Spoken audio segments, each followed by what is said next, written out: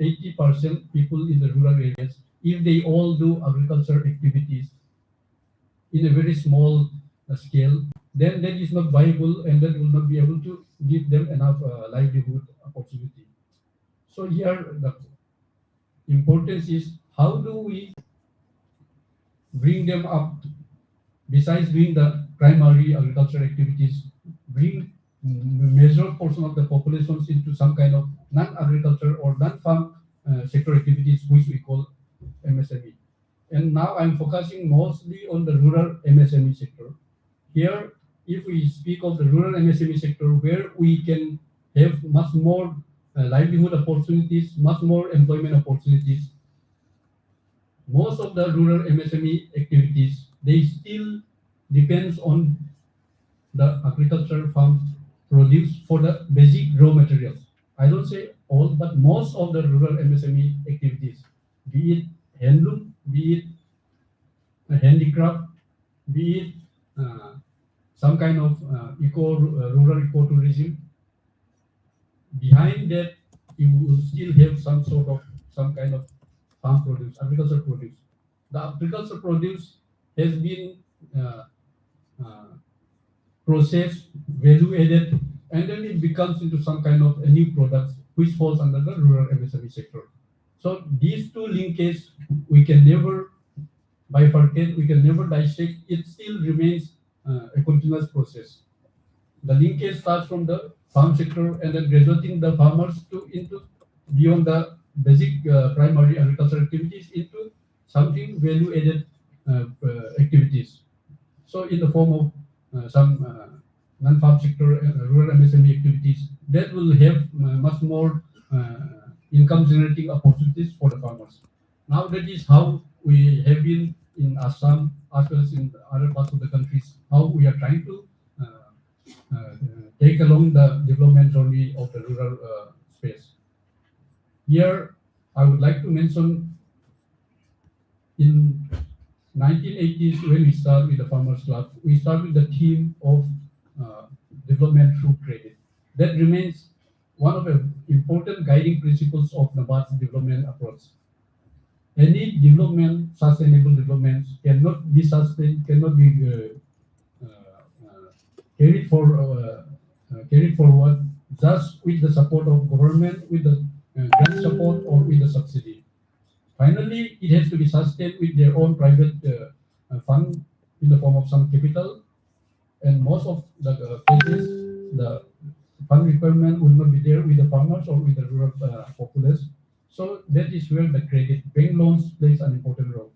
So all our interventions, right from the farmers club, now with the farmers producer companies and the business, trying to scale them up at the business level, and then including the non-farm sector or the rural MSME activities, we have been always trying to onboard the banks. The banks are the pillar, one of the important pillar of any economy, any growth story of any developed economies. Here, NABARD, as per our mandate, we have been promoting, supporting the farmers and the artisans in the farm sector as well as in the non-farm sector. At the same time, we are trying to rope in and then trying to connect with the banks simultaneously so that our limited grant support for the farmers or for the artisans would be continued, scaled up and sustained with bank loan. So that is very critical aspects of any development journey. No developed nation's economy can sustain with just grant subsidy. It has to be sustained with private capital as well as through bank credit. So this is one important principles which NABARD has been carrying forward since we are addressing today, having these discussions, especially with the scholars and the faculties. These aspects of NABARD development approach I would like to emphasize. And coming back again into how do we streamline bringing people, our rural populace, how do we connect in with the banks? How do we get the facilities of bank credits? It was a huge challenge in the immediate post-independence. Most of the people we are not able to avail bank facilities, especially the bank loans. So it started with what we call self-help group, and NABARD piloted a program called self-help group bank linkage program. So we link the self-help group with the banks instead of some kind of physical collaterals required by the banks. We shift that into some kind of another collateral which we call social collaterals. It is the peer pressure of the groups which becomes the collateral, the comforts for the banks.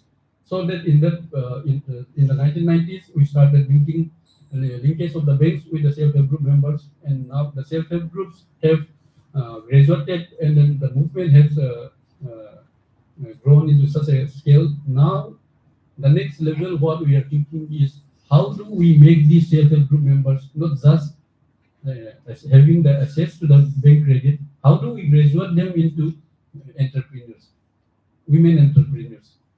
That is where the next level of development is already in the pipeline.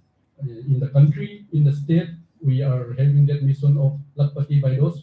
Towards that, we are trying to convert both the farm activities as well as the non-farm activities into making them some kind of rural women entrepreneurs. Here, where we make our be it the farmers, be it the rural artisans, be it the self-help group members, when we try to make it into entrepreneurs, and then when they become entrepreneurs, how do they sell their products or produce in the markets? Then the marketplace, the market dynamics, the market challenges are there, where the market is not having any considerations or any quota for women, for rural artisans, so they have to help face the market challenge. That is where now the entrepreneurship development, as well as identifying what niche products do we have. In Assam, we may be able to have a mass production in some of the items which Assam is famous for, and then compete in the markets, in the national as well as in the international market. But in all sector, in all segments, we will not be able to do that. Simultaneously, we have to think into some of the unique traditional uh, products which are especially GI and then which are origin-based products, those products which are not available in other parts of the country or other parts of the world. So that is where we can capitalize on our origin products, that is our heritage products, which is available only with us. That becomes a niche product which can be marketed in the national global market without much competition from other players. So how do we promote this? In this line, NABARD has been supporting the startups ecosystems. We also have been supporting the uh, entrepreneurship development. So I might be overshooting the time, but let me conclude with something of my own experience. In NABARD, we have a system called, in every state, we have a regional office. Here in Assam, we have our regional office in Guwahati. I'm working in Assam Regional Office, Guwahati. At the same time, we have our district development managers who are one-man officer in the districts. They are the catalyst, they are the pivot of the development activities in the districts. They coordinate, collaborate with the various stakeholders, with the various departments and agencies for the development activities in the district. So that is where I request all the participants here that model of development in NABARD, the district development managers, wherever you visit any districts for your assignment or in trying to understand the rural economy and the developments in the districts, try to meet our DDMs. I too was once a district development manager in the district. The first thing which I came landing there in the district for development of the district is within 1 year the realization happens. I came to understand that within 6 months the technology is available with the KVKs, with the ICR, the technology is available. The funding support is available with the government agencies, NABARD and other funding agencies. But still then something is not happening with my farmers in the district. The change which I expect, which I anticipate is not happening. That is where it comes back to my mind in management, scientific management, written by F.W. Taylor. We all know the mental revolutions, where the psychological mindset change is required. The technology adoption, the new innovative prototype ideas, acceptance by the people, it requires some kind of mindset, psychological uh, change in the people. So our people, especially the rural populations in Assam, you might be having the technology, government might be having the fund to support them, but if their mindset is still not changed or not ready to accept the new technology or the new ideas, the expected change or development is not happening. So since most of the participants here are from the academic background, so I'm highlighting these portions, which is always an integral part of any development journey. With this, I'll conclude my remarks. Thank you. Thank you, Mr. Eventi Bunsao. Before we continue with our next speaker, I would like to request all participants to jot down any queries that you might have, any comments that you would like to make. It could be from issues that we have already addressed on this dais, or it could be other issues which we have not addressed, but which pertains to the Indian economy. It could be issues which are historical in nature, or it could be issues which are contemporary. We would really like to have your comments, your queries when we get the interactive session going. And we hope it will be a very vibrant interactive session. And that would be a vibrant interactive session only if you participate wholeheartedly. Let's continue. I would like to now request Sri Rajesh Madan, GM, NSIC, to make his opening remark. Thank you. Good afternoon to all of you. Thank you for the opportunity given to me by K.C. Commerce College, for speaking in front of professors, eminent teachers. You are the nation building people, and still I'm speaking in front of you. But good afternoon and thank you. It's very difficult to speak after lunch. I can understand that. I have two challenges. One is to make my speech interesting, and other one is to fight against sleep. So if anyone is feeling sleepy during my speech, please remember that India's economy is growing very fast, and we should also at least remain growth oriented and stay awake.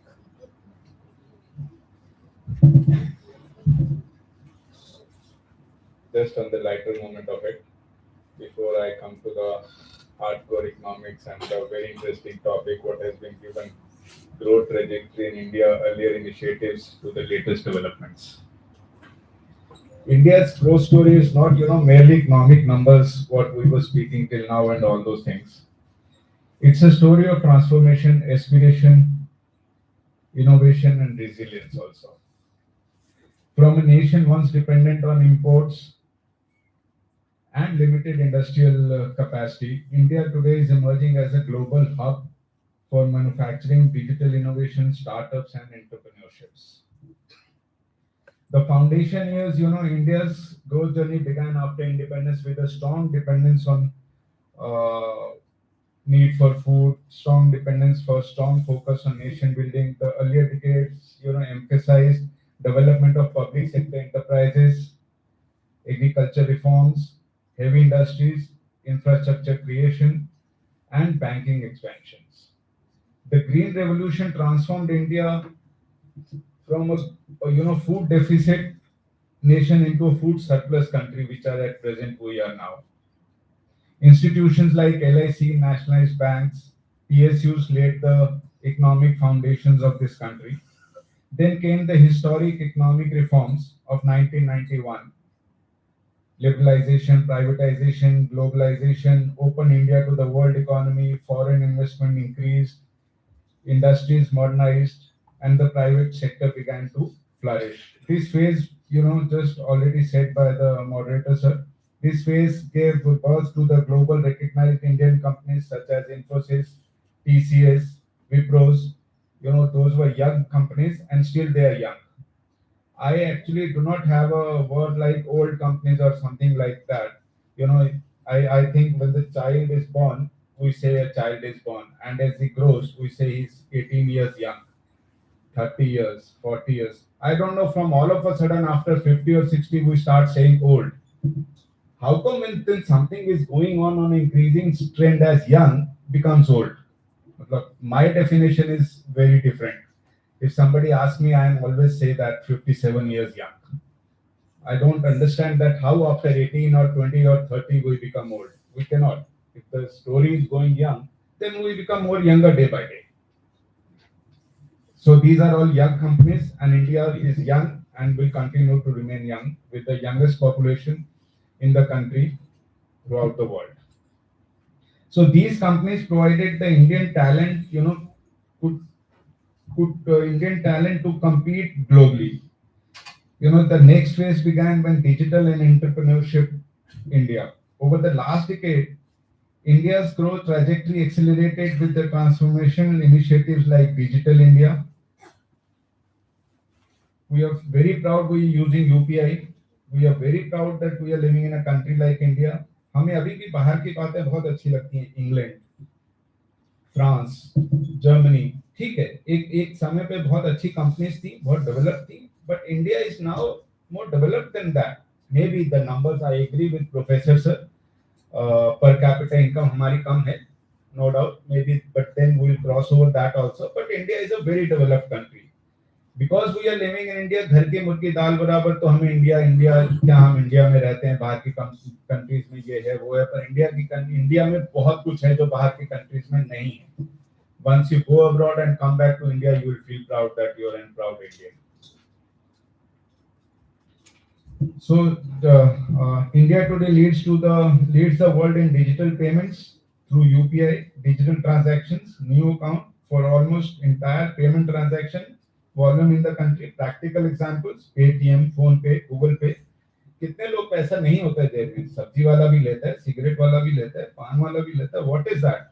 1947 में आप देखें, आपने pictures में देखा होगा India Pakistan की migration में कैसे लोग आ रहे थे धोती कुर्ता पहने और अपने बर्तन उठाए. कुछ लोग अपना पैसा वहां छोड़ आए थे, कुछ लोग अपना सोना वहां छोड़ आए थे, जो हमें हमारे पेरेंट्स ने बताया.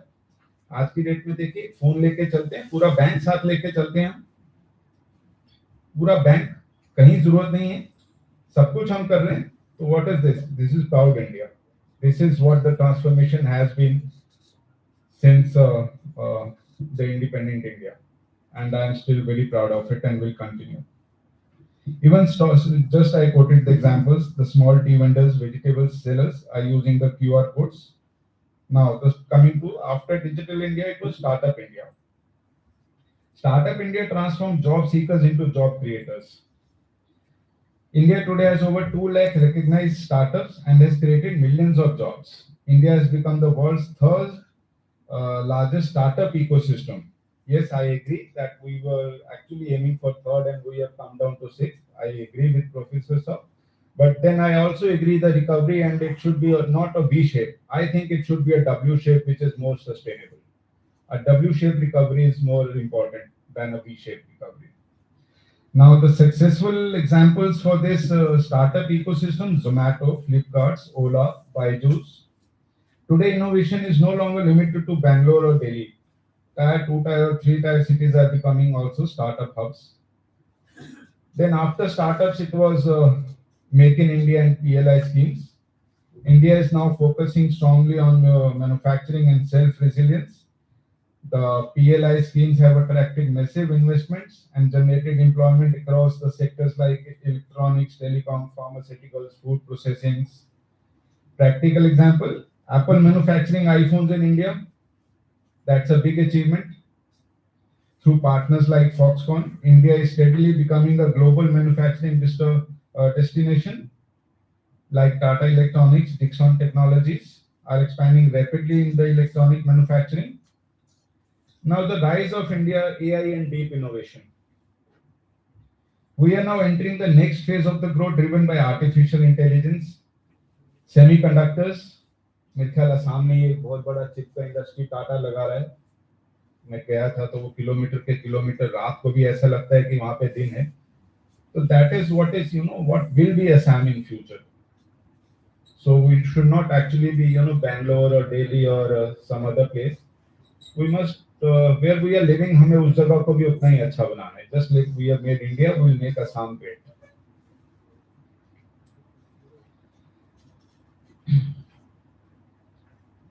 Deep technology, space technology. We are very good in space technology. जितने की फिल्म बनती है उतने का तो नारा लगा था कि हम चांद पे पहुंच गए. तो क्या था? We felt very proud those days. पर वो होता क्या है कि थोड़े दिनों की प्राउडनेस रहती है, फिर यार इंडिया, फिर वही भिखारी, फिर वही नौकरी. But we should continue to remain proud that we are an Indian and we should contribute even a bit to our economy, the economy growing. Recent reports show that AI could contribute nearly 500 billion to India's economy by 2030. Sorry. Deep tech funding in India has grown sharply, with AI becoming the biggest driver of innovation. Examples include OpenAI, partnerships and AI adoption in India; Reliance Jio, investing in AI and digital ecosystems; Adani Group, entering digital infrastructure and digital centers. India is also witnessing growth in EI manufacturing, renewable energy, drone technology, space technologies, semiconductor ecosystem. Now, any infrastructure, there's no infrastructure growth without the infrastructure. In fact, is the backbone of the economic development. So, no economy can grow without infrastructure. India's highway network, railway modernization, airport expansion, and digital connectivity have expanded rapidly in recent years. कितना अच्छा लगता है शिलोंग जाते हैं या whatever the places nearby. The highways are so good now, so good and ever expanding. जाते हैं थोड़ा स्ट्रेच ऐसा आता है जहाँ काम चल रहा है, हमें लगता है यार ये अभी नहीं, पर हर चीज में टाइम लगता है. And the highways have improved a lot in India. अब कहीं भी जाइए, Indian roads are very good. They are world class roads now. Now the companies just like Larsen Toubro, Adani Ports, Indian Railways, they have been a part of this developed India. 5G connectivity is now available in almost all the districts in India. Yes, there are challenges. While India's trajectory is impressive, challenges remain: skill development, employment generation, rural-urban imbalance, sustainable growth, climate change, and access to capital for MSMEs. So, however, India's strength lies in young population, entrepreneurial spirit, and digital capabilities. Are there where India is taking the world on. Conclusion: I'll just conclude that India's growth story is no longer about the GDP growth. It's about empowering citizens, supporting MSMEs, encouraging innovation, strengthening digital inclusion, and building a self-reliant and globally competitive nation. From the green revolution to the digital revolution, from public sector dominance to startup innovation, from basic manufacturing to AI-driven growth, India's trajectory reflects the journey of a confident nation moving towards the vision of Viksit Bharat 2047. As the citizens, professionals, and policymakers here, and entrepreneurs, we all have a role in shaping the future. Let us not merely be witness to India's growth story, let us contribute to it. Thank you very much and Jai Hind. Thank you, Mr. Madan. So now I would like to open the discussion to the audience. So if you have any comments or you have any queries to make, please do so and do let us know who would you like whom would you like to answer the query. Okay, it's open for discussion.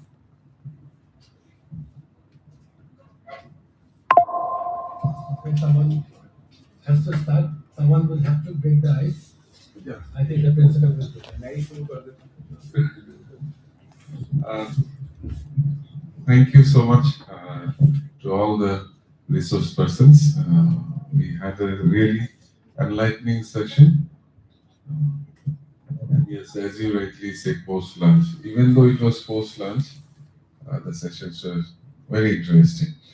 Yeah, as a layman, common people, I just like to know that should we actually from the perspective of this particular seminar, should we have to recalibrate or actually change the pace of development uh, in context with the situation right now, the geopolitics that you see, the volatility that we see, every other day something or the other is happening.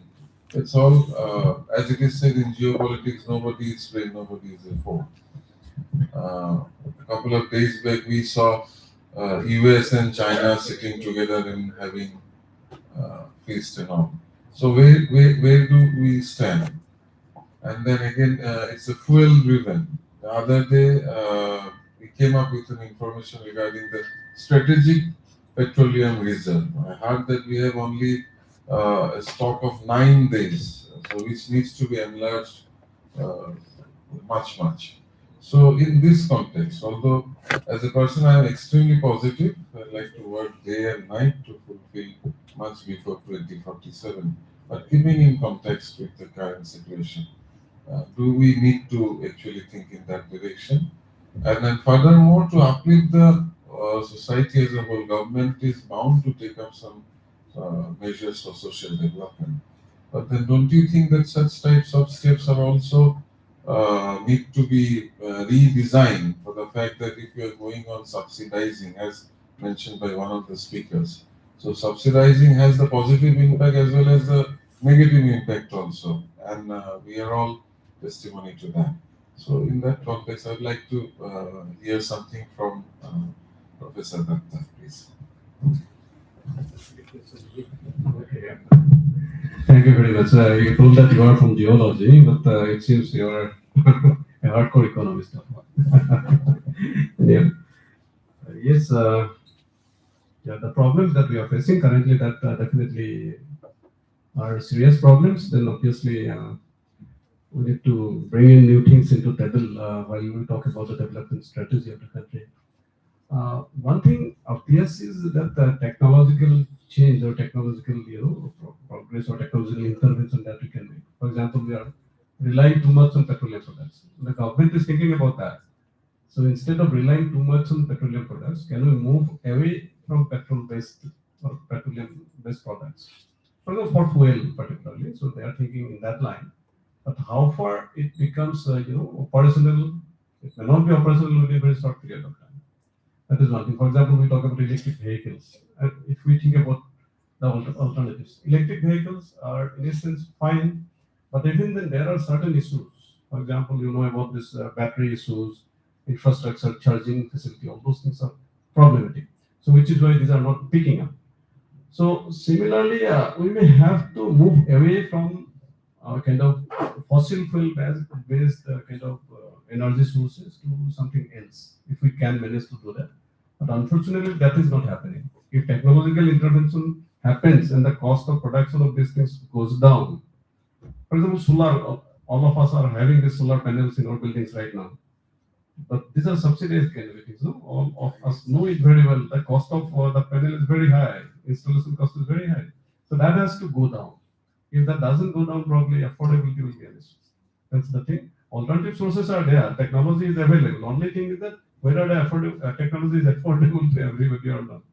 That is one thing. I'm not sure how soon we'll be able to do that, but probably we'll be able to do that after some point of time. So you had another issue, right? Subsidy context. That is a big thing actually. Personally, I have written, of course, not in public domain in some of the places. See, subsidies are welcome, and in fact, as a measure of poverty reduction, subsidies are always preferred. Actually, these are advocated. But normally, in literature of poverty, so these are actually suggested as a temporary measure, not as a permanent measure, measure for a long-term period. Okay, so already because of this thing, so if you are continuing with this type of subsidy-driven programs, obviously it will have its negative impact in different other areas. One might be in the form of labor market. That is quite obvious. You know about that agriculture has become very stagnant in the villages because there are a lot of new dynamics in the labor market. So you do not find people who are interested in working in the field today. because they do not consider this worthwhile, because there are so many government programs which are, given to the people out there. That is one thing. And second thing is that if we talk about agriculture and allied activities, people are saying that this is not profitable. In essence, it is true, but you have to recalibrate the things a little bit. For example, so I belong to my native village is not far from here. So when I went there, I spoke to the farmers, and they were saying that we are not interested in cultivating our traditional varieties of paddy, for example, jaha and bara, all those things. Then I calculated and showed them, no, actually, if you try to, because the productivity is less, that is the idea. So compared to that, other varieties will be having higher productivity. They are thinking about in terms of physical quantity. I'm saying that you think about the value that you can get. If you are selling 1 kg of jaha in 100 rupees in Guwahati market, so even if your productivity is less, that will give you a lot of value. So they are thinking about only in terms of physical quantity. So in that sense, I'm saying that reframing or redesigning or rethinking might also be required, from the point of view of this type of people. Basically, I'm talking of the rural people who are in Gandham. And so far as subsidy is concerned, I have already made it clear that it should be a temporary phenomenon. It should not be permanent. Otherwise, economy will suffer a lot in both ways. Okay, thank you. So let's continue this discussion for a minute. I'd like to. Yeah, I'll also make a comment. I'll pass it to you. Okay. So when we talk about changing global trajectory, whether India needs to change its economic trajectory, I would like to point out a little thing which is very important.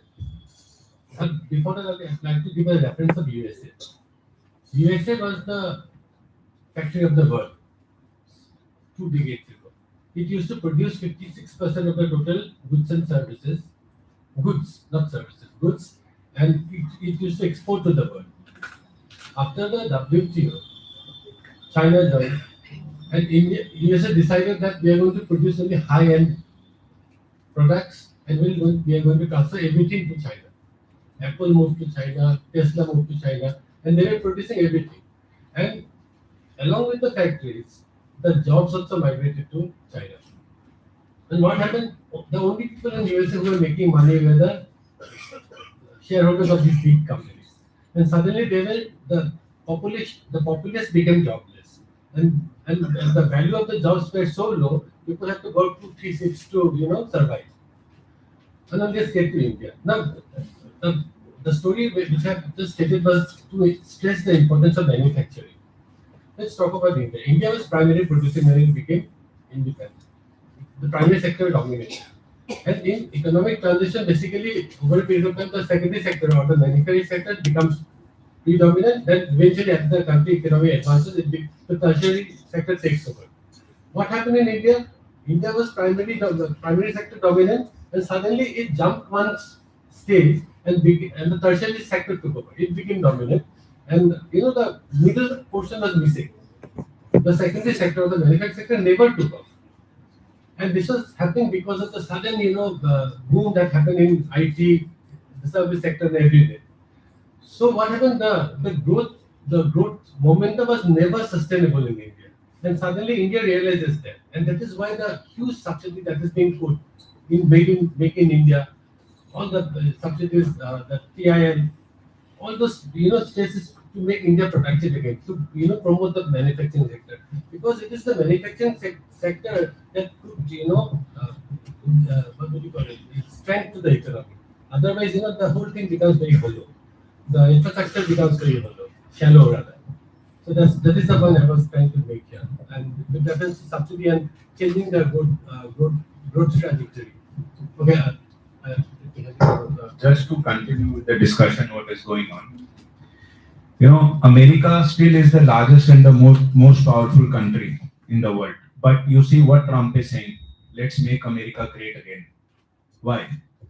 Because there's no manufacturing there. The manufacturing has shifted to China, just like the moderator sir has said. America is still being the most powerful, most developed nation. She's saying, let's make America great again. Why? And that is what Modi ji said 10 years back, make in India. we have to realize that the manufacturing is the most important industry and we need to manufacture in India.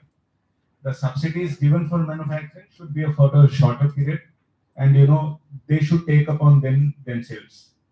And the geopolitical discussions, there will be no smooth road. There will never be a smooth road. There will always be problems in geopolitical, domestic problems. Even the highway has speed breakers. The purpose is just to slow down and grow again. So there'll never be a smooth position. We have to be competent enough how to overtake that. And growth will depend on inclusive growth. Everybody has to participate. Not just say that, ye nahi hua, wo nahi hua. Everybody has to participate a bit of their own. That is what inclusive growth is. Women empowerment, youth empowerment, MSMEs, digital. Everything has to move along simultaneously for India to grow. That's from my side. Yeah, okay. Please.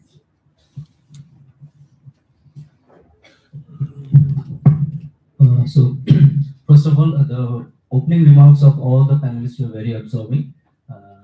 So, as we all know, India is home to the world's largest youth population.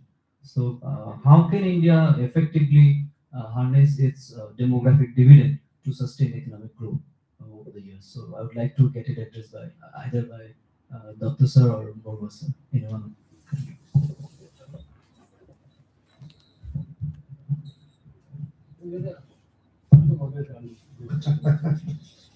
Okay, thank you very much. It's a very pertinent question. You know about that. India is the youngest, country in the world in terms of age. Median is maybe around 28 or 29, something like that. Yes, we have the demographic dividend, but that needs to be okay. We need to get the benefits out of that. But the problem is if you do not have a proper job market, people do not get a proper job for their qualification, then it's a problem. Now, then this demographic dividend will not translate into growth potentials or opportunities. Now, right now, yeah, Professor Bora has already pointed out. I didn't talk about that. Actually, that one is India bypassed the manufacturing sector. So that's why it's not a smooth transformation of the Indian economy, which is why probably we have missed something in the second phase. In fact, economists like Paul Krugman has also pointed out that India should to focus on manufacturing, which didn't happen in case of India. Just think about China. 2 decades back, China was not a present China. Okay, so they, with their planning, with their efforts, okay, so they have, they have the manufacturing hub of the world as of now. So no country can prosper without having the support of China, because all the intermediaries, chips are being produced by them. Without that, nothing can happen. We are talking about Make in India. That's a very good initiative, no doubt. But at the same time, if we say that we will not be using any Chinese product, that we have to do at our own risk, right? So we cannot ignore China. So nobody can ignore China as of now. So that is the thing. Probably manufacturing somehow didn't prosper in India. We are trying as of now, but it's a little bit late. I mean, just think about India, Korea, South Korea. India and South Korea got independence almost the same time, 1947, right? 47, 40. Now, at that point of time, nobody felt that Korea will be so strong at one point of time. It was considered that it will be a basket economy. India was supposed to be a very strong economy by 1970s. But what we found out, India actually focused more on import substitution trade strategy. So inward-looking trade strategy. As a result of that, we couldn't produce sophisticated products. South Korea didn't do that. And South Korea became a superpower that way. So by 1980s, 1970s, you see the boom in manufacturing sector in Asia, Japan, South Korea, Taiwan, Singapore, even Thailand is very good, and now China. So that way it has come. So we have missed the bus somehow, but probably we have to catch up. Otherwise, it becomes a difficult proposition. A demographic dividend. So if we can utilize the population, then it's fine. But I don't know. I don't have any evidence of that. Right? Thank you. It's a very relevant question. I'm so sorry we didn't bring it up. It's one of the most relevant, issue actually, demographic dividend. And for people who are not slightly not aware of this, demographic dividend basically applies to an economy where the working age population dominates the non-working age population. That is the whole population and the children. Now, why is that so important? I mentioned Japan. I mentioned South Korea. I mentioned Singapore. I mentioned Indonesia. They enjoyed demographic dividend when they were experiencing explosive growth. China was experiencing demographic dividend. It started in 1991 and it's going to end in 2030. And it was growing at double-digit figures. India's demographic dividend has started in 2019 and it's going to continue up to 2056. This is a fantastic demographic window that we have, and this is something we should take advantage of. Now there are various issues involved, as Professor Dutta has said. Demographic is not sufficient to have a favorable age ratio. Basically, the economy should grow fast enough to utilize that working age population. If that doesn't happen, then this demographic dividend will turn into demographic burden with unemployment and everything. And there is one more important thing which I want to point out, and which you have all experienced but you have not realized. Demographic dividend in India is not uniform. There are states where the demographic dividend is over. Kerala it's over. Tamil Nadu it's over. Andhra it's over. The old age population dominates the young population. In fact, there is not sufficient young age working age population to sustain those economies. That is why people from across the countries are moving to those southern states, and this is because the demographic dividend has been exhausted there. But in most of the states in India, we are enjoying the demographic dividend, and this is going to continue. Now in Assam, somewhere we are in the middle stage. So the critical part here is, utilizing the advantageous human resources that we have, and that can only happen when we give them proper education, quality education which is relevant to the workplace. That's a very important question.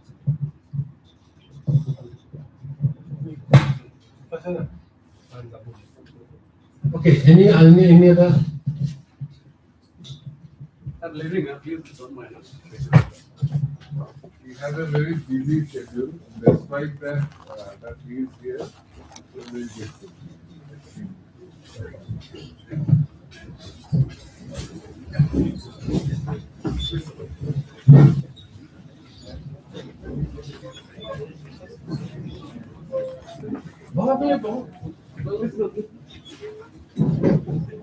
Sir, I have a question to the Deputy General Manager, Sir Number.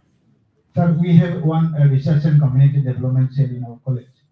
So, is there any scope for participation of these institutions in research type of work, as well as we have another internship project for students also for 1 month?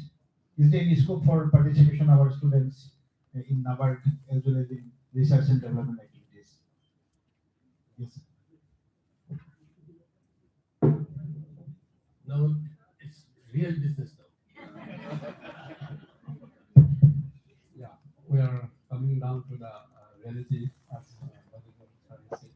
Yeah, coming to specific, very narrow. If you might be thinking much broader things in your mind, but the way I take it, if it is just purely research, these things, and about we also have our own student internship scheme, where our students can also participate. The advertisement will come sometimes sometimes in the month of May, June.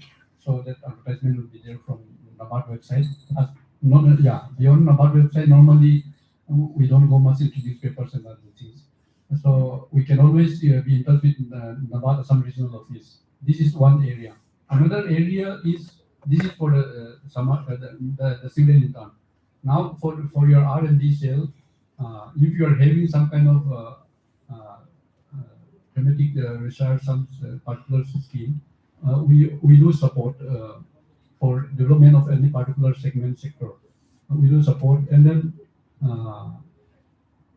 the entire study, the entire framework of study, the discussions will take place between you and us first, so that whether it fits into the VAS mandate number one, and then whether it fits into our requirements, especially with focus for the development of Assam within our mandated sectors, which is rural development as well as agricultural development.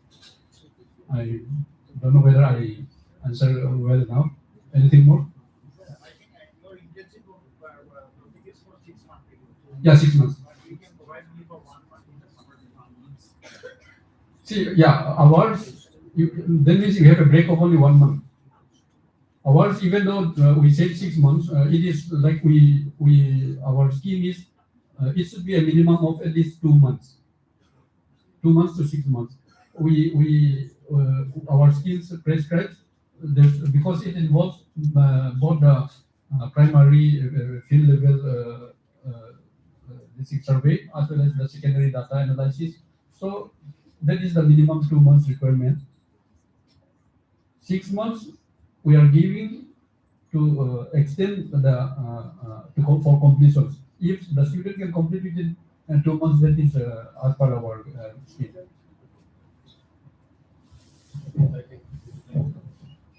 We are there for an internship program for 1 month. We have already signed an MOU with your college, and we continue. We look forward this year. We have been doing internships for Guwahati Commerce College last year, and other couple of colleges also. And maybe this year we start with K.C. Commerce College as well. Thank you. Any other one?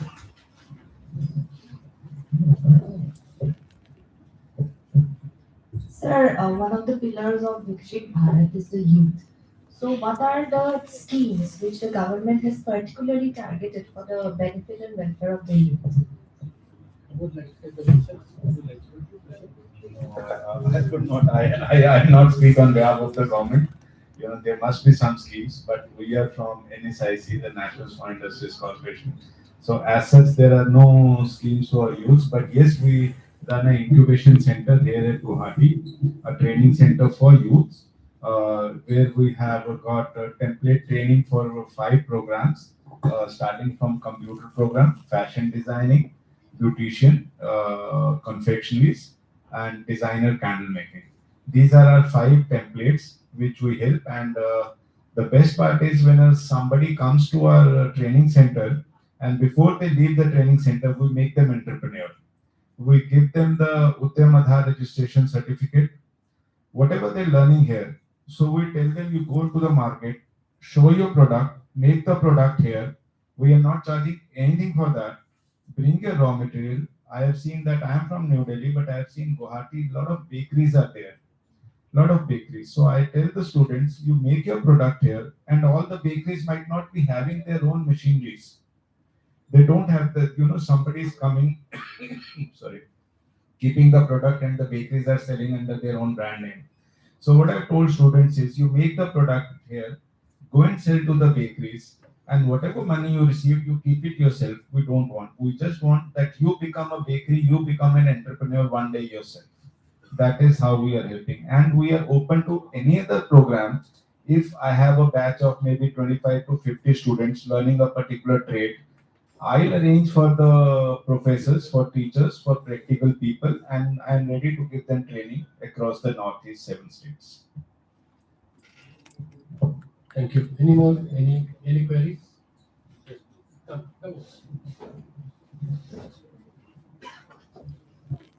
Person of attempt to be good. 10 minutes, sir. 10 more. We'll continue, sir, valedictory session also. Sir, my question to the panel is, as a beginner in this field, I often feel that economics and development studies is just about numbers. I know in the age of AI, we often question our own existence, like what is real. But statistics have been doing did for ages. Are we just numbers? For example, we're adding more roads, we're adding more bridges, we're adding more buses.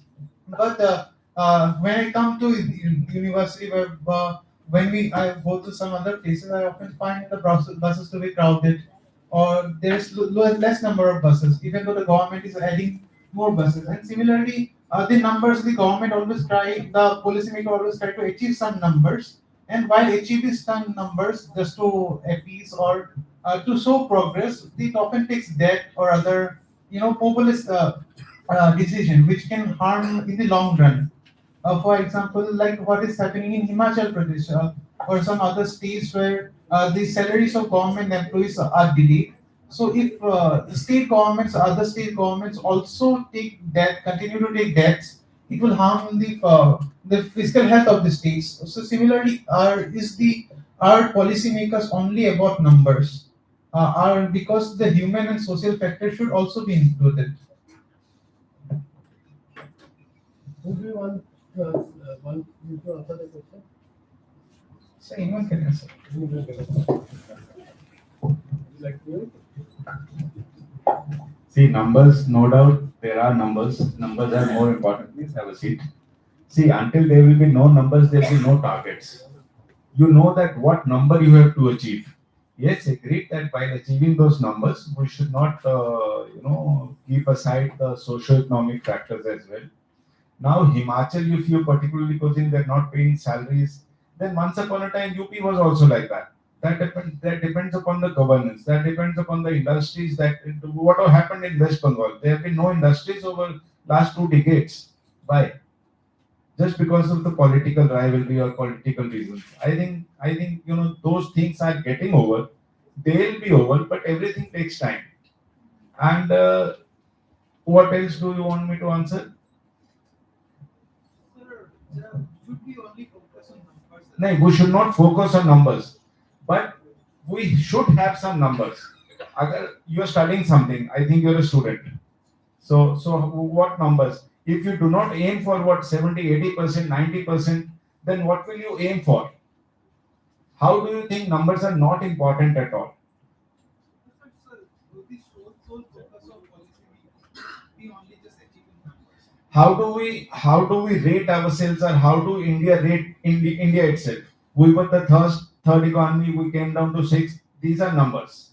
So numbers are no doubt important, but we cannot leave aside our population without numbers also. The schemes of the government, just like Beti Bachao, Beti Padhao, that is not numbers. Then medical schemes, that what is government is giving, that is not numbers. But until unless India achieves a number of a third economy or a second economy and has some numbers, has some money to actually look for socio-economics, then there'll be nothing which will be treated. So both have to go simultaneously. You cannot ignore each of them. That is what I mean to say. And you being a young student, you need to contribute that, and you decide today night how do you contribute to that. Okay. He also talked about something very important, something of great interest to people who study economics. He talked about public debt. Who pays for public debt? Okay. Let's talk about the family. A family has an income of 10,000 rupees, and basically, its budget every month it spends 15,000 rupees. So where does it get the 5,000 rupees? It has to borrow. Now, the important thing is not the fact that it is borrowing. How does it spend the money that it has borrowed? If the family spends the entire amount on holidays, on restaurants, on clothes, and everything, then next year also he has to fill up that debt. Next month also he'll be earning 10,000 rupees. Another 5,000 rupees he has to borrow. Next month also he has to, the debt will keep on increasing and eventually he fall into debt trap.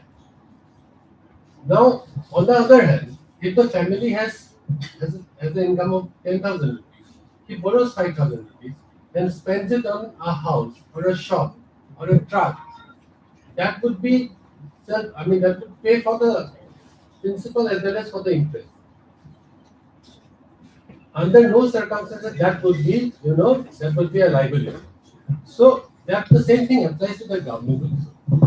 When the government borrows, if the borrowed money is not spent on consumption, which is salaries, on salaries or other consumption, and if it is spent on productive activities, which could pay for the principal as well as for the interest, then that borrowing will be sustainable.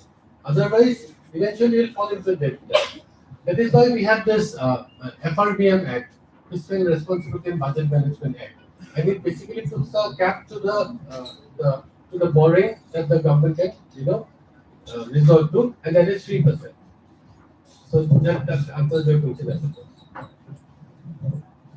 If I think you were there yesterday or not, the economics professor from Jadhav University, he gave a perfect example for that. He actually addressed your question yesterday that in a family, if you borrow, you fall into a debt trap actually. But when you borrow, the country borrows, it does not limit itself. But that borrowing should, just like the moderators have said, should tomorrow yield to your revenue part of it. From the borrowing, you should be able to actually earn something, so that one day that earning is more than what you're borrowing. That is what the professor actually explained yesterday also. Any more? Any more questions? Yes, please come forward.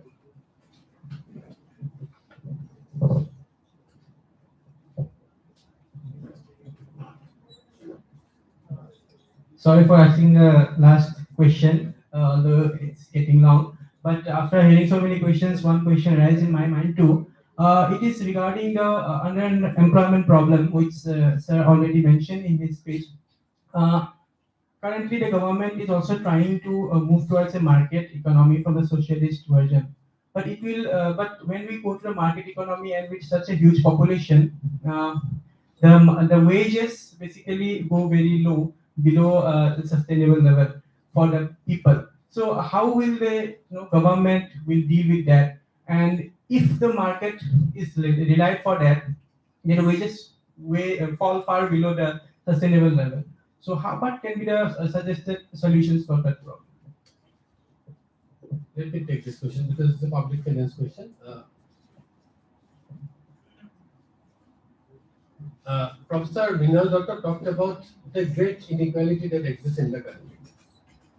He said that 10% of the population has access to 56% of the total income, and the rest of the population, it's very thinly. And 10%, I think, 10% of the income goes to around 60% of the population.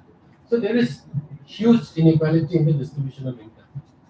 Earlier, public finance used to say that we should have a reasonably egalitarian society, a more equal society, where rich should be very heavily taxed and the resources that are generated, mobilized, should be distributed amongst the poor through various redistribution schemes. Nowadays, public finance doesn't believe that, because for an economy to grow, there has to be investment, and for investment there has to be saving, and basically saving can only be undertaken by people who are rich, whose marginal propensity to consume is very low. In proportion to the income, they consume much less, so they can save.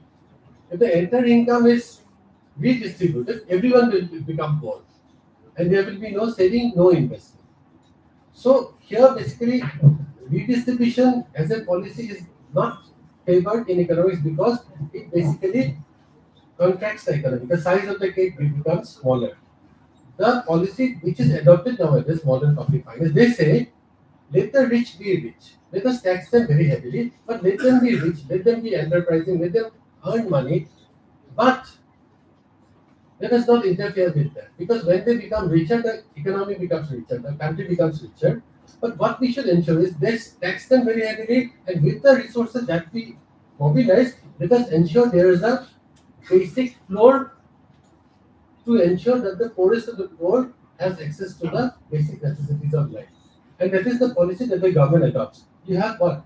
MG Narega policy for providing employment to the poorest of the poor in the villages. You have Indira Nivas Yojana, where poorest of the poor are given houses. You have food security bill, which provides free rice to the poorest of the poor. So that is the policy that is in place. We ensure that the poorest of the poor has the basic access to the basic necessities of life without interfering with the propensity of the rich to earn more money, save more money, invest more money, and make the economy grow in a faster rate. I think that is the point I'm trying. Would you like to make a comment? Yeah, because since we are coming towards the last part, let me just not directly to his last question. 2 3 points. One is number. The second is regarding the demographic dividend. These two young population as well as numbers.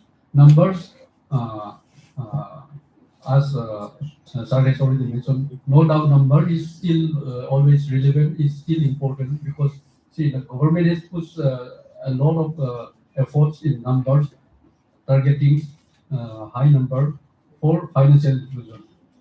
The Trinity of JAM, we remember, Zandan, Aadhaar, and mobile linkage. Now, that time when it was pushed so much, the banking sector, the entire banks institutions, and they have to really put very extra efforts towards achieving those numbers. Now, the result we get is one we have discussed about the QR code, the digital payments, because most of the people are already onboarded into the digital banking systems. So that is where the number is important. But doesn't mean that just by achieving the number, we are not taking care of the human aspects and the social aspect. So that is where I want to just comment on that. And then regarding the young populations, the demographic dividend.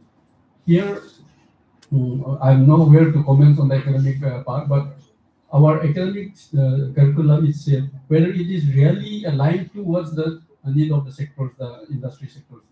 Uh, so beyond our academic course, these things. So we should encourage each other for doing this apprenticeship where after my graduation, for me, if I'm simply just sitting and then trying to get some government job and then not getting, and then after that I ended up trying to do something on my own, but I don't have that expertise. My BA certificate doesn't help me into getting that kind of creating job or getting job. So the beyond whatever is the curriculum, let us go for apprenticeship in whatever avenues opportunities available, and let us go into hands-on experience of whatever is the activities available here in our local economy itself. For example, towards promoting agriculture as a service. People think that agriculture belongs to the farm, but there are still agriculture as a service. Here, urban farmings are happening. Urban farmings are happening not only in the metro area, even in Guwahati city itself. So we are trying to bring some of the educated unemployed youths, maybe from the rural areas or from the outskirts of the city, like the way we have service for various companies, service agents. Now, farming as a service, I will require I'm doing some urban farming in my properties, but I don't have the time, nor I don't have the know how to do it. So you become one of the service providers as a agricultural service. So there are scope where we can venture and learn into it. So this is my comment. I think this would be my last comment. Thank you. Thank you. So, I think we can close. Yes, if there is no more comments or queries. Okay. Okay.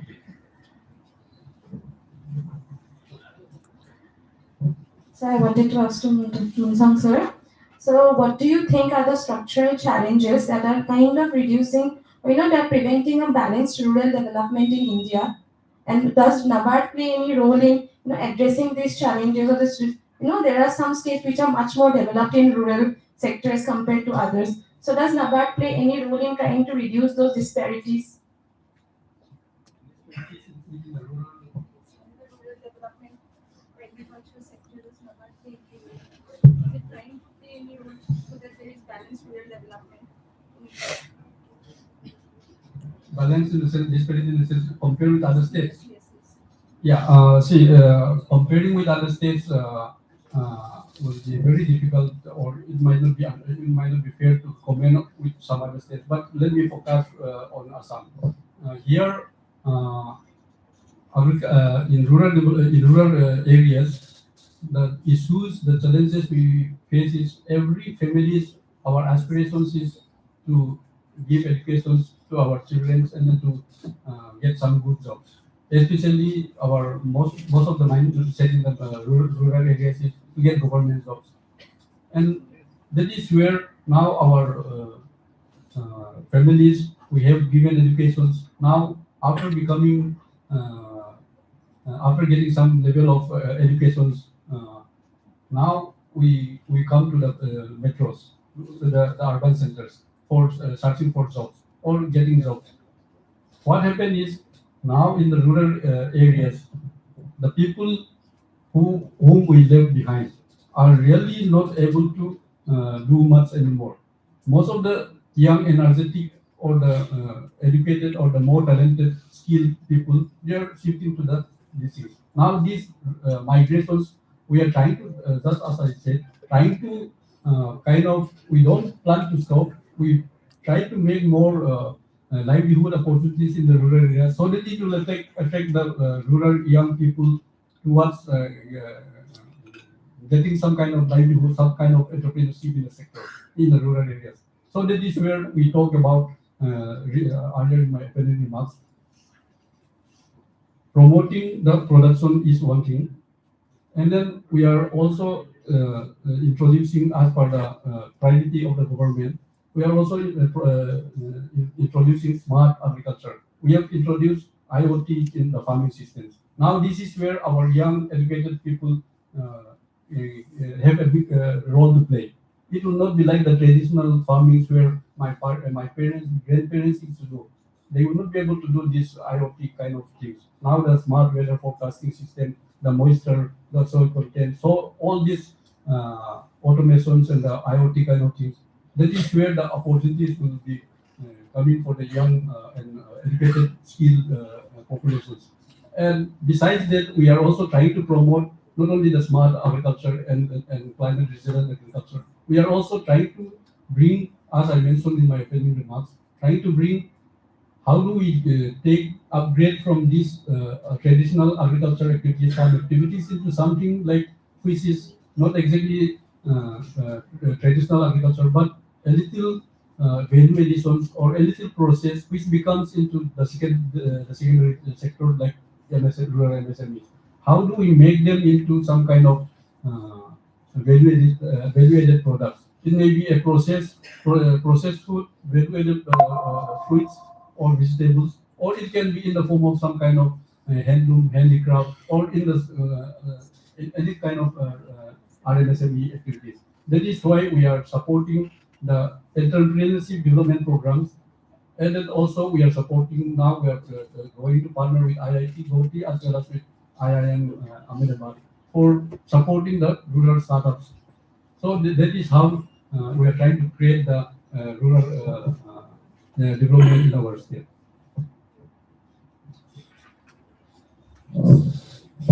Okay, thank you.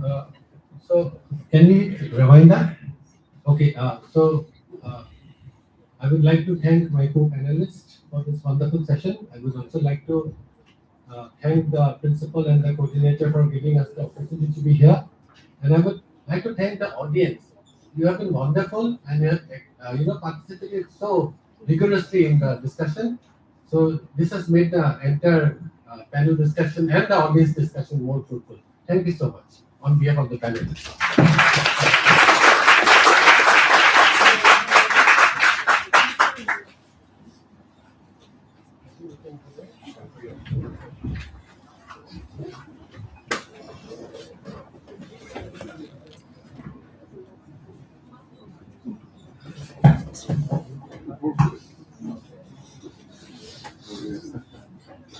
Yes, we have enjoyed highly insightful and thought-provoking deliberations from our distinguished panelists on India's growth trajectories as well as the roadways towards Viksit Bharat at 2047. And also we had enjoyed a very active participation from the audiences along with our distinguished panelists. So thank you all once again. Now to formally commence the valedictory session, I now request our principal sir to deliver his welcome address.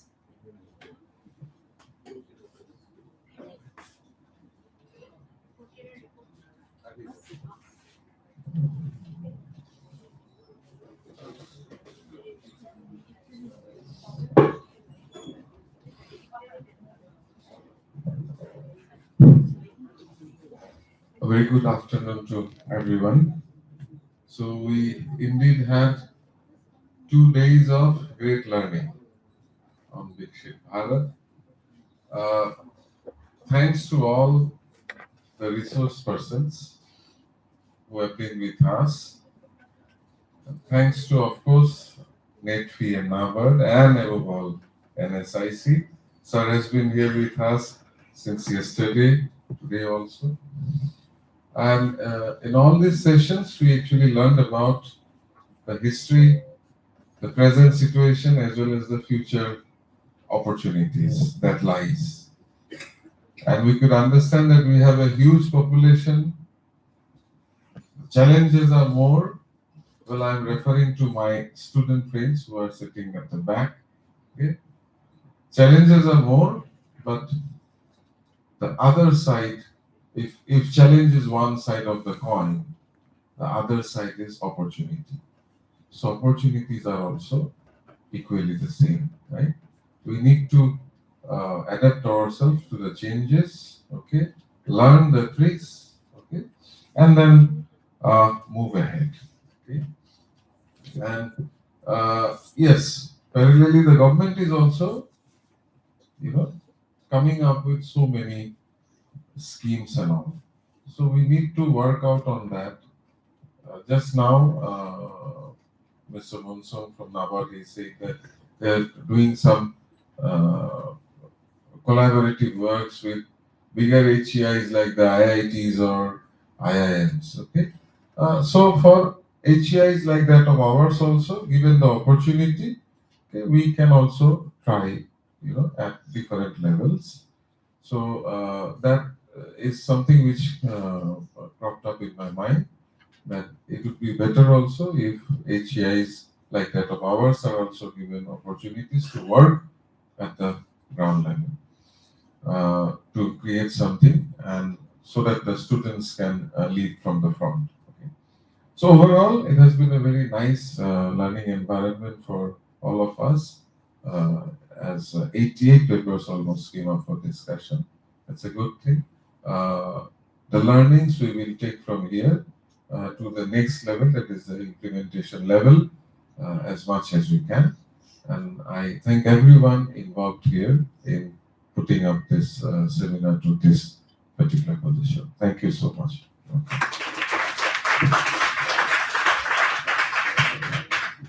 Thank you, sir. Now I request Dr. Sumit Ghosh from Department of Economics to present conference report in brief.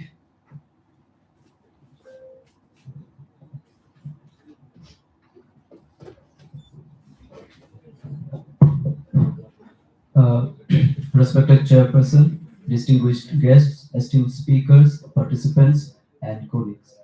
I have the honor to present the report of the National Seminar on Viksit Bharat 2047, Tribes and Contribution Towards Sustainable and Inclusive Development, organized by the Department of Economics, K.C.Das Commerce College, in collaboration with NSIC, Government of India, and supported by National Bank for Agriculture and Rural Development and Northeastern Development Finance Corporation on 15th and 16th of May 2026.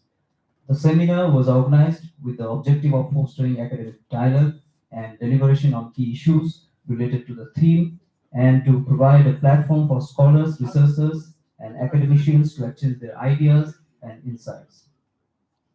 The seminar witnessed enthusiastic participation from academicians, researchers, students representing various institutions. The inaugural session was graced by renowned scholar Professor Ajitavar Rai Chaudhary, former professor, Department of Economics, Jadavpur University, along with other eminent dignitaries, provided valuable perspectives on the broader dimension of the theme.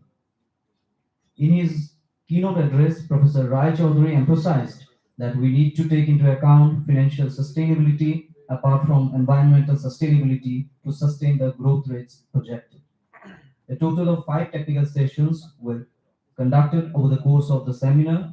These sessions covered a wide range of 5 sub-themes, including infrastructural development, environmental sustainability, good governance and administration, inclusive growth and development, rural and agricultural development, and gender and inclusive growth. Altogether, 88 research papers were presented reflecting diverse methodologies and significant empirical and theoretical contributions. In addition to the technical session, a panel discussion on growth trajectory in India, earlier an initiative to latest development, was held where distinguished panelists deliberated on important contemporary issues, offering critical insights and policy-oriented suggestions. The organizing committee expresses its sincere gratitude to all the distinguished speakers, session chairs, panelists, paper presenters, and the participants for their valuable contribution and active engagement, which made the seminar a success. With this word, I conclude the report of the seminar. Thank you.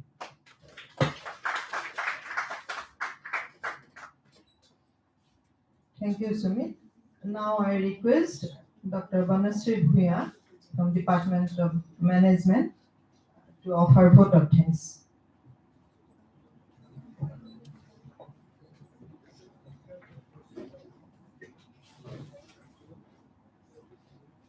A very warm good evening to one and all present in this August gathering. I take this opportunity to offer my formal vote of thanks to each and everyone without whom the successful conclusion of this 2 days national seminar would not have been possible. At the outset, I would like to offer my heartfelt gratitude to Dr. Rishikesh Borwa, our principal sir, for his endeavors for making this seminar a successful one. I extend my gratitude to Professor Ajitava Rai Chaudhary, former professor, Jadavpur University, and the keynote speaker of the inaugural session. It gives me great pleasure to thank Sri Rajesh Madan, GM, NSIC Guwahati, Sri Loken Das, CGM, NABARD, Guwahati, Sri Ivan T. Munsong, Deputy General Manager, NABARD, Dr. Vijay Kumar Gupta, MLA, Central Guwahati, Professor Nisar A. Borwa of Guwahati University, Professor Mrinal Dutta of IIT Guwahati, and Professor Amlandev Das for enlightening us with their outlook on Viksit Bharat. We are very thankful to all the resource persons of each technical session. Professor Ratul Mohanta, Professor Fanindra Goyari, Professor Sagar Manjare, Professor Raju Mandal, and Dr. Vandana Chaudhary for their deliberations, comments, and suggestions. We are highly indebted to National Small Industries Corporation, Northeastern Development Finance Corporation Limited, and National Bank for Agriculture and Rural Development for their collaboration and support towards this national seminar.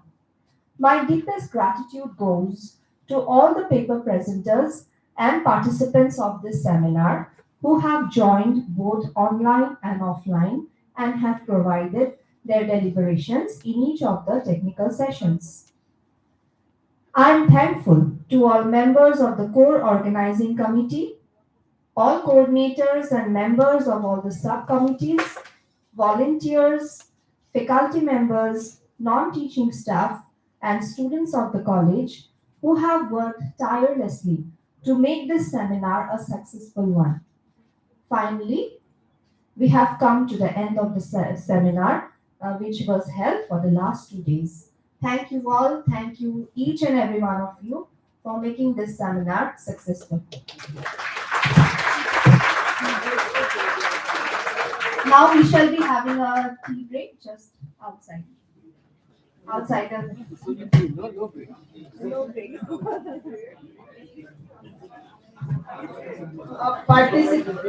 Paper presenters are also requested kindly to avail their certificates after having tea.